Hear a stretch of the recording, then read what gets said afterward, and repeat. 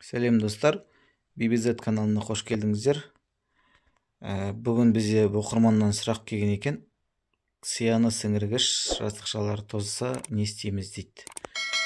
Сияны сіңіргіш жасықша дегенімізді бірінші қазір айтып кетейін. Ол өзіміздің білетін картридж. Яғни картридж егер тозған жағдайда ол картриджді міндетті түрде ауыстыру керек. Қазір картриджді қай жерде орналасқанын көрсетемін. Көреміз. Мысалы, мынау принтердің ішкі жағдайы болса, картридж бізде мынау ішінде орналасады. Қазір көрсетемін. Ана бұлаға тартамыз. Ашық алаңға шығарамыз. Міне осылай. Осындай пришипка болады. Қысасын. Міне ашамыз. Ашқаннан кейін міне екі жерде бізде мынау екі картридж. Мынау көріп тұрғандарыңызда міне түрлі түсті бояудың картриджі. Мынау қара сияның картриджі.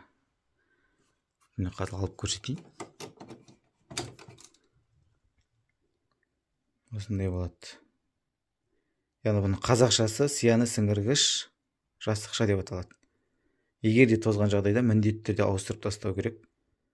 Енді бұл картриджді мысалы сіздер алдыңыздар деп ойлайық.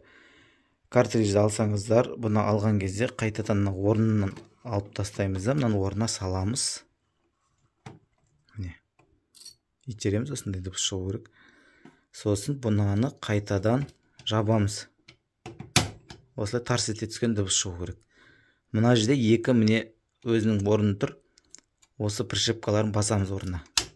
1, 2. Принтерді жабамыз. Болды. Видео ұнаса лайк басып, каналға тіркеліңіздер.